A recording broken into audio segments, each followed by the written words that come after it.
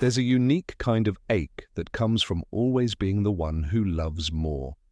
You feel it in the silence after you send the long message and get a one-word reply, in the space between how much effort you put into making someone feel special and how little they seem to notice, in the moments where your heart is wide open and theirs feels like a locked door. It's exhausting, it's confusing, and it's often deeply personal. But Carl Jung would ask you to pause, because to him, these emotional patterns are not random. They are not just bad luck. They are not just the fault of the other person. They are signs, symbols, messages from your unconscious. If you're always the one who loves more, there's a reason. And it might not be what you think. Jung believed that our outer relationships reflect our inner reality. What you find yourself repeatedly drawn to and what keeps hurting you again and again is pointing towards something unresolved inside of you. He called this the shadow, the part of ourselves we don't fully know, don't want to see, or have disowned over time. And often the experience of loving more is directly tied to what's in that shadow. For example, maybe deep down, a part of you believes you need to earn love, that it won't come freely, that it only comes when you give more, try harder, bend further.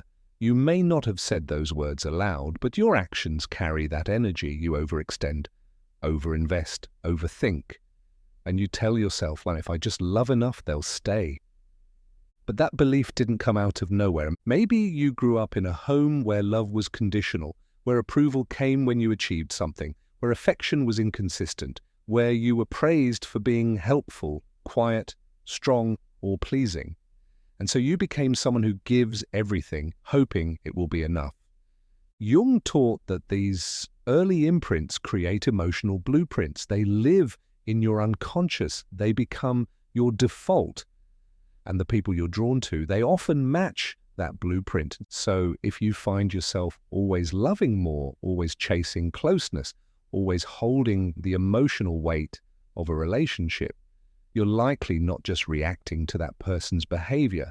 You're repeating an old story. You're replaying a dynamic that feels familiar, even if it's painful.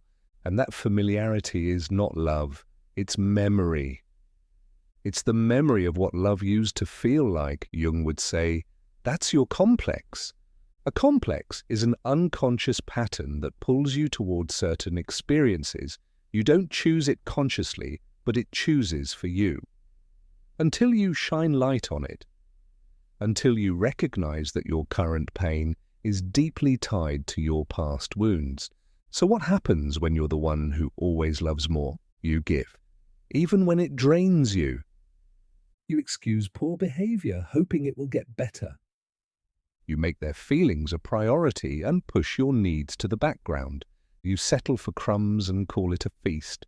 Why? Because part of you believes this is how love works. So you may even see people who treat you kindly as boring. You're not drawn to them. Because to your nervous system, that doesn't feel like love. It feels unfamiliar. It feels too easy. And when you've only known love as effort, struggle, and proving your worth, real intimacy feels strange. This is the psychological principle of repetition compulsion, a term coined by Freud but explored deeply by Jung.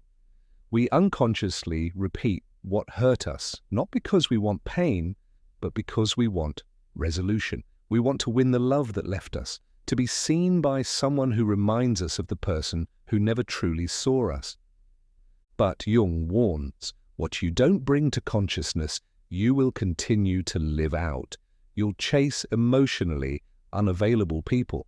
You'll overgive in hopes of being kept. You'll fall for potential instead of presence. You'll confuse chaos for chemistry. And every time they pull away, you'll blame yourself. You'll wonder if you were too intense, too emotional, too needy. But what if you were never too much? What if you just learned to expect too little? This is the heart of the transformation. It begins when you realize that loving more isn't the problem. It's the imbalance that hurts. Love, when mutual, is expansive. It fills both people. It nourishes. But love that's one-sided, it depletes. It erodes your sense of self.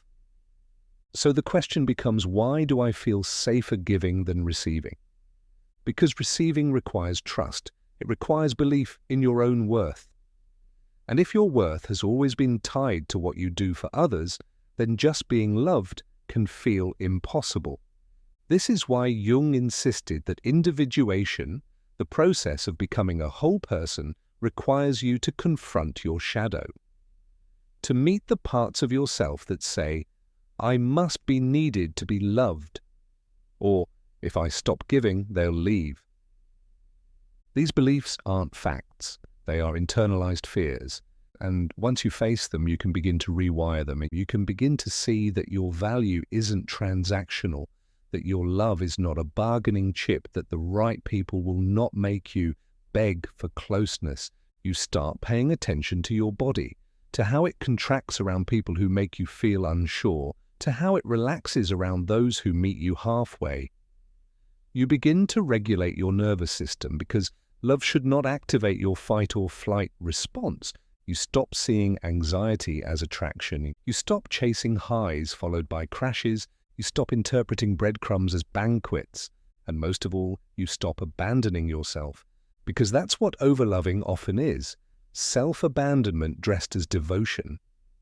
You lose touch with your own needs. You dismiss your own pain. You make someone else your emotional center. And when they pull away, it feels like your entire world is collapsing. But that collapse isn't the end, it's the beginning. It's your invitation to come back to yourself, to remember that your worth is not up for negotiation, that your feelings are not too much, that your needs are not burdens, that love isn't something to be earned, it's something to be shared. Jung would say that the moment you stop trying to fix others and start understanding yourself is the moment you become free. Free from the compulsions. Free from the patterns.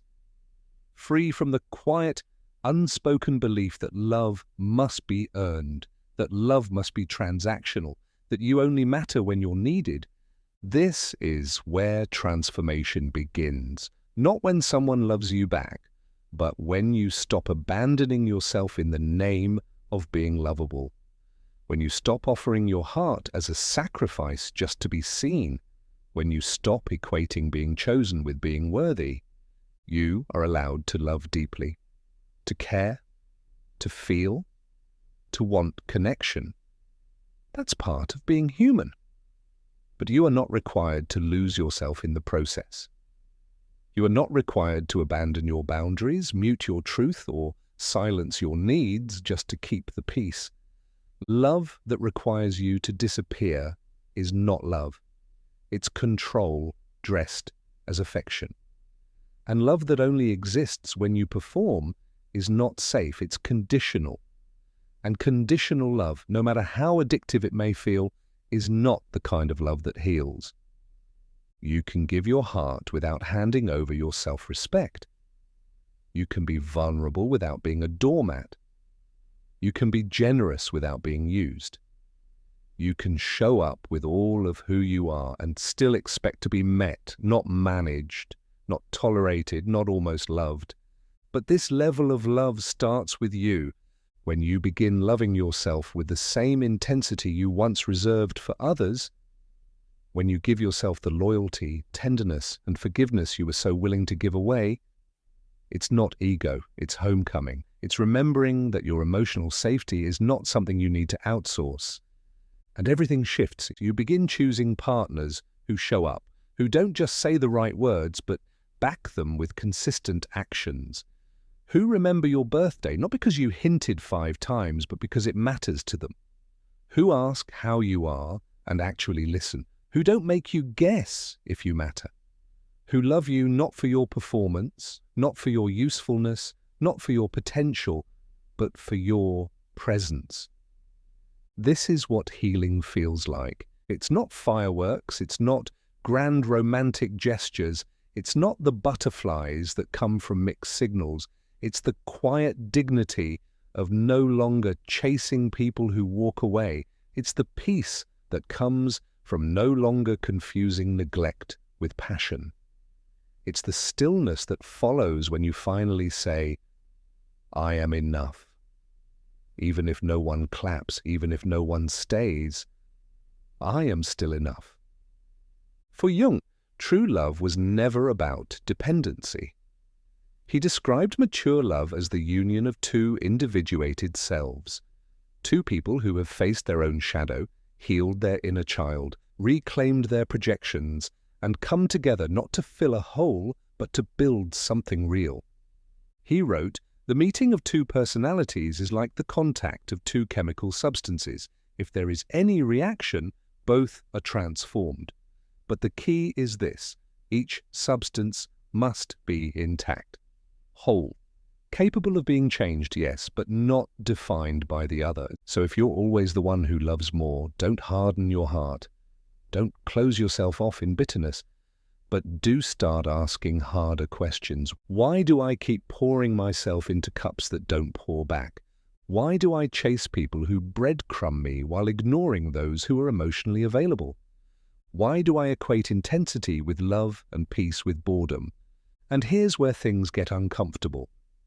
Your attraction to unavailable or one-sided love is not random. It's patterned. It's rooted in early emotional experiences, what psychologists call attachment theory.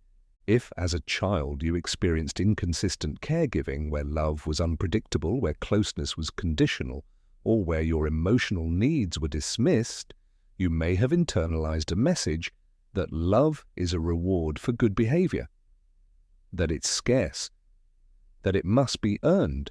And now, as an adult, your nervous system responds more intensely to relationships that mirror those early dynamics. This isn't weakness.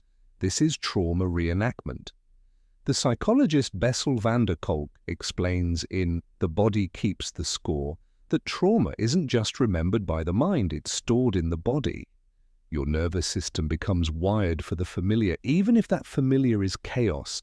So when someone is stable, present, and emotionally available, it doesn't feel exciting, it feels suspicious. You say they're too nice or not your type. But what you're really saying is, this doesn't match my blueprint of love. That blueprint is outdated. It's based on survival, not fulfillment. And once you see that, you can begin to change it. You start giving yourself what you've been begging others to give: attention, patience, forgiveness, reassurance. You begin to sit with the discomfort of not being chosen and not take it as proof of your unworthiness. You start regulating your nervous system not by chasing highs, but by grounding yourself in safety. This is the essence of Jung's individuation, the process of becoming a whole self. Not a better version, not a more lovable one, just the truest, most integrated version of you. The version that doesn't need to be perfect to deserve peace. It's the version of you that no longer puts effort on a pedestal, that no longer romanticizes emotional labor, that no longer says, if I just give more, maybe they'll love me. Because effort is only beautiful when it's mutual. Unreciprocated effort is not love. It's survival mode. It's trying to earn what should be given freely. And you are not meant to survive your relationships. You are meant to thrive in them. Imagine waking up and no longer feeling like you're walking on eggshells. Imagine having hard conversations without fearing abandonment. Imagine expressing your needs without apology. That's what it feels like when you stop outsourcing your security. You realize your worth was never in question, that love was never meant to be a test, that your capacity to feel deeply is not a flaw, it's your superpower, but it must be protected, not from love, but from the illusion of love, because love is not the ache you feel when someone ghosts you. Love is not waiting for someone to choose you. Love is not the anxiety that floods your body when they say they're just not ready. Love is not pain. Love is safe. Real love shows up. Real love stays. Real love doesn't make you earn your place. So ask yourself, am I addicted to the drama, or am I ready for the calm? Am I still chasing the ghost of someone who couldn't love me, or am I ready to meet someone who will? Am I holding on to the idea of being needed, or am I ready to be wanted? Because the shift is not about hardening your heart, it's about elevating your standards. It's about realizing that protecting your peace is not a sign of emotional weakness, it's a sign of maturity. It's saying, I no longer equate love with sacrifice, I no longer confuse emotional struggle with depth, I no longer believe I have to perform to be worthy of being loved. For years, many of us have confused over-functioning in love with being good at love, but being the one who always understands, always waits, always gives more than they receive, that's not strength. That's coping. That's a response to deep emotional wiring that says, unless I do more, I won't be enough. This wiring isn't random, it's evolutionary. Our need for connection is primal. In our early ancestral environment, survival was tied to belonging. Being cast out meant death. So our brains evolved to fear rejection, not just emotionally, but biologically. Modern neuroscience shows us that social rejection activates the same parts of the brain as physical pain. You don't just feel sad when someone pulls away, you feel like you've been wounded. And when you've experienced abandonment or conditional love early in life, your nervous system starts to associate love with hypervigilance. You become wired to work for it, to prove you're worthy, to anticipate someone's needs before they even ask, because on a subconscious level you believe your survival depends on it. This is where attachment theory comes in. If you've developed an anxious attachment style, often due to inconsistent caregiving or unmet emotional needs, you'll tend to gravitate toward partners who mirror those early experiences. You'll seek people who are emotionally distant, avoidant, or inconsistent, not because you want to suffer, but because your nervous system is trying to resolve something unfinished, something from long ago. This is what Freud called repetition, compulsion, and what Jung saw as the unconscious seeking wholeness. You keep trying to heal the wound by reenacting it. You find people who reflect your old pain, hoping that this time, if you're good enough, patient enough, loving enough, they'll stay. And if they stay, maybe it'll mean you're finally lovable. But here's the hard truth. They were never the solution. They were the mirror. And the shift, the real shift, doesn't come when they wake up and realize your worth. It comes when you do. It comes when you stop chasing love that costs you your peace. When you stop mistaking adrenaline for affection. When you stop clinging to uncertainty as proof of how deeply you feel. The brain is a prediction machine. It seeks familiarity even when familiar means pain. If your early experiences taught you that love equals waiting, proving, aching, you'll unconsciously be drawn to dynamics that recreate that emotional pattern. It's not because you're broken, it's because your brain is trying to resolve something. But healing doesn't come from repeating the past. It comes from choosing differently in the present. That's why the shift isn't about closing off. It's not about being colder or more distant. It's about becoming more aware of what real connection feels like, calm, safe, grounded. More aware of what false intimacy looks like, high highs, low lows, the emotional roller coaster that leaves you exhausted but still calling it love. When that awareness clicks, when you stop looking to be chosen and instead choose yourself, not from ego but from clarity, you begin to attract something radically different. You stop magnetizing people who reflect your wounds. You start connecting with people who reflect your healing. This doesn't mean you stop feeling chemistry with emotionally unavailable people overnight. The wiring is still there, the pull may still exist. But now you recognize it, you name it, you say, that's not love, that's a pattern. And naming it, that is power. You begin to notice the difference between intensity and intimacy. Intensity is the spark, followed by silence. Intimacy is presence. Intensity is the chase. Intimacy is meeting. Intensity leaves you confused. Intimacy makes you feel safe. You stop asking, "Why don't they love me back?" and start asking, "Why do I give so much to people who never could?" And this isn't about blaming yourself. It's about reclaiming responsibility. Not for what they did, but for what you choose moving forward. You stop mourning their absence and start celebrating your return, because now, finally, you're home. Not in someone else, not in their validation, not in their approval, but in yourself. You meet the part of you that says, "I don't need to be more. I don't need to be less. I don't need to shrink, contort, or edit myself to be worthy of love." And that moment, that is your turning point. That's not just a motivational cliche. That's individuation. That's psychological maturity. That's healing. Not in some distant future, not when the perfect partner shows up, but here. Now, in your willingness to stop loving from lack and start loving from wholeness. Because here's the truth. Love is not something you earn. It's something you align with. When you begin to see yourself clearly, not through the lens of abandonment, but through the lens of compassion, you realize that you were never unlovable. You were just unseen by people who couldn't meet you.